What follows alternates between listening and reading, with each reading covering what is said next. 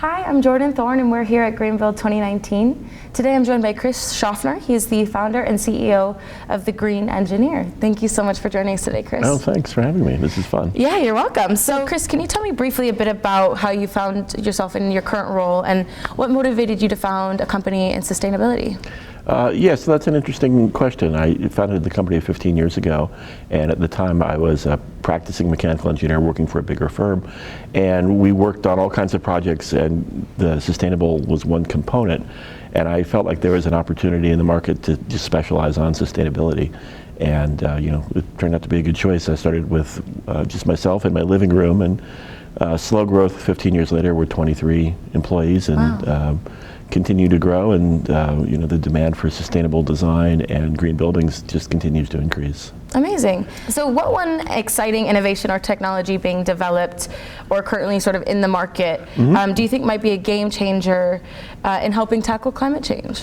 Yeah, so I often hear people say we're waiting for some great technology to solve these problems. Yeah. And I always feel like we pretty much have all the tools now. It's a matter of applying them. But one of the trends that I've seen recently that has been really interesting is the move towards decarbonization. So we're looking to completely electrify buildings, and people have been talking about natural gas as a clean transition fuel for 20 years or so, or probably longer than that.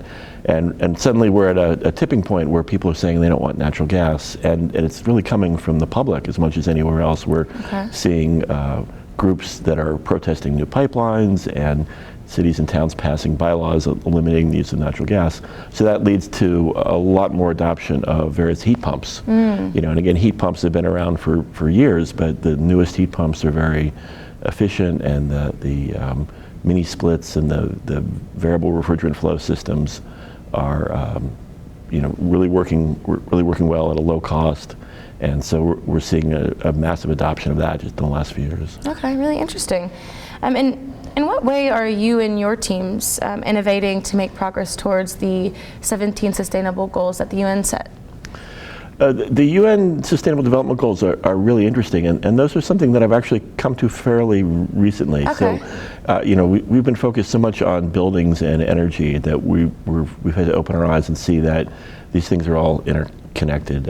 Yesterday at the plenary session here, President Obama was talking about to tackle climate change, we really need to tackle a lot of economic and equity issues, and so I think that we have seen that we need to think beyond just the energy and the systems, and think about how people interact, and we bring it into our own business practices. Our company is a B Corp, and so we think about how we treat our workers and the community, and try to live by those principles. And I think that's a if we want to be successful in achieving sustainability and battling climate change and these other issues, we have to be broader. We have to include those issues. Community and all of that. Right, community, and just really, what is the effect on people, and how do we how do we get people to buy in? And the answer is that we need to show that there's a benefit beyond just my electric bill is lower. Yeah.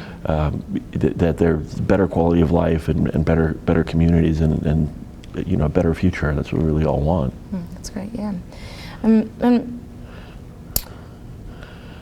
Building green can often be very costly. How do you, how can leaders build a business case and sort of motivate their stakeholders to buy into it?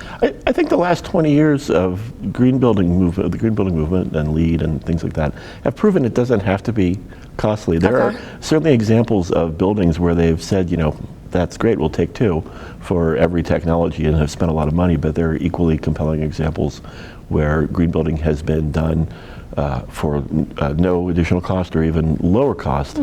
The key that we've been talking about for a long time is the idea of integrative design, that we can improve some things which then allow us to eliminate other things. The extreme of that is the current passive house movement, where you basically put in enough insulation in a building to not have to have much in the way of heating or HVAC, and so the result is that you can actually build those at lower cost.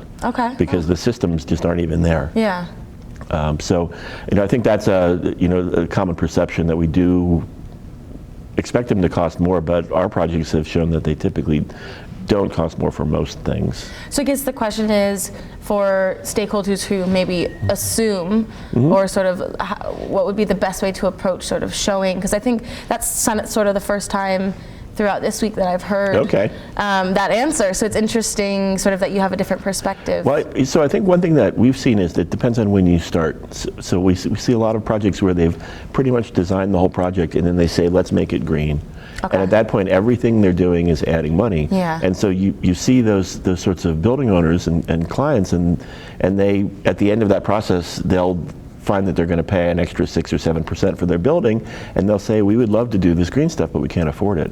But if back at the beginning of the design process they had identified the specific goals and incorporated those, many of those could have been done for low or no cost. You know, again, the key is where do you spend your money on a building? You know, so there are certain technologies, like putting solar on a building, that you think are going to add cost to it, but then there are multiple ways to fund those. We see a lot of people doing third-party ownership of renewables, and so, you know, a public school can actually get solar on the roof and have no upfront cost at all, because the third party will own it and then sell the electricity. They call that a power purchase agreement, and that's something that we've seen a lot in the marketplace.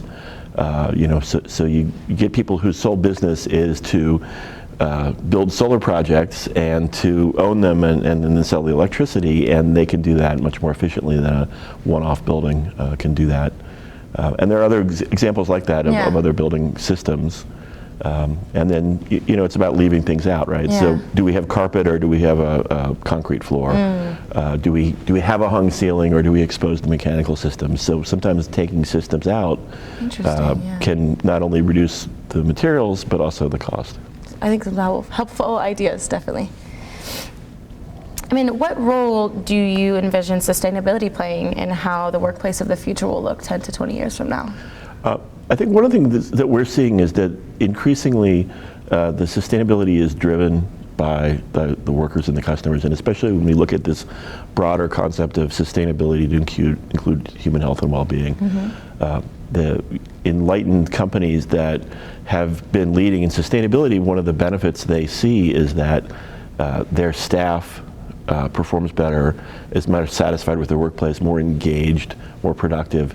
And that goes a huge way. I mean, if you think about all the costs that a company or business has, typically the biggest cost is not the buildings or the stuff, it's the people.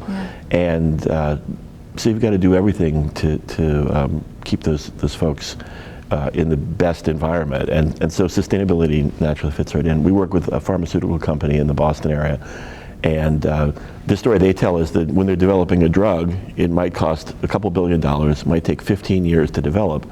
So if they are spending more money, you know, they don't have to be, but if they are stressing sustainability and their staff sees that, and the staff is more engaged, is happier, is healthier, more retention, top scientist doesn't leave because they've got a good facility.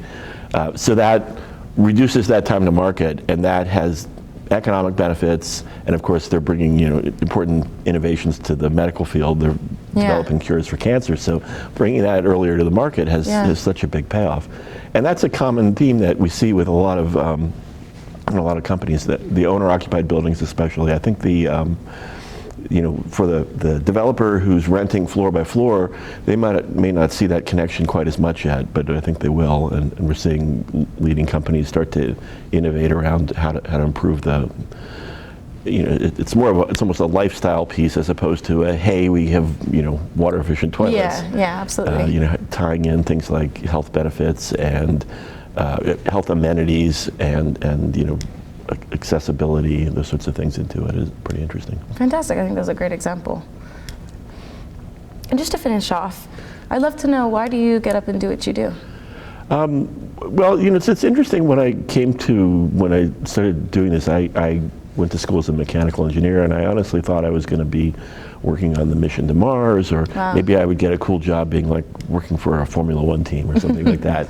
And of course, that's, you know, every 16-year-old mechanical engineer is going to be the chief engineer for Ferrari at some point. But I think you have to be Italian to get that job, actually.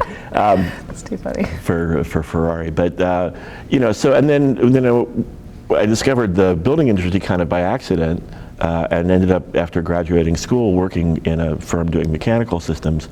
And I often found that I was doing what I thought the boss wanted or what the client wanted versus what I thought was right, and especially around energy efficiency and the environmental impacts. And I discovered pretty early in my career these connections between the building systems and the environment. I remember reading a pamphlet written by the Rocky Mountain Institute called Greening the Building and the Bottom Line back in about 1992 maybe. And it really made a connection that doing things that were going to save energy were also better for people.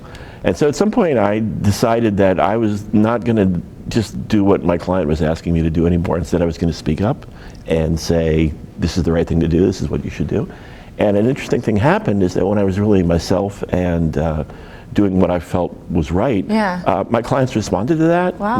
My career took off. I got promoted. I got better projects in my office. I went to a big company and did a lot of cool stuff, and that set the foundation for me being able to open my own business. And so I think you know, it's really about feeling what's inside you and what you know, and bringing that to your work that I think is important and that keeps you engaged day to day. And now I've been doing this, you know, 30 some years, and I'm not bored with it. I'm, you know, not eager to get out of it. It's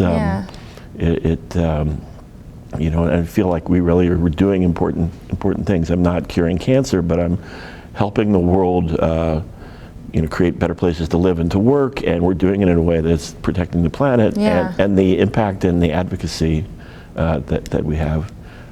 Teaching has always been a big part of my work as well. I'm a part-time instructor at Northeastern University. Oh, amazing. And so that's another way to keep motivated and connect and really make a difference, is that, you know, if you've got 20 people in a class, every one of those is going to go do things, and hopefully you're giving them good information so that the ripples that you're creating are beneficial and are, you know, helping things as well. So that combination of the project work and the teaching aspect of it has made a really great career. I think that's a great sort of way that you pointed out, being yourself and being sort of speaking up, because I think sort of people in their early career tend to feel like they need to sort of be a certain way, but sort of passion shows through, and you can really make a difference.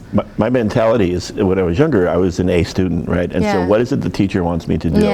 How do I do the things that get me the A? And at some point I realized that the teacher wasn't always right, and especially my clients are really looking to me for guidance, and not just for me to parrot back what they think they want. So if I can expose them to something new and show them that that's a better way, you know, I don't always win that argument, but when I can, that's a benefit to them as well as to me, and they appreciate that. Amazing. Well, Chris, thank you so much for talking to me. It's been a pleasure. All right, thank you. I had fun. Great, fantastic. Thanks.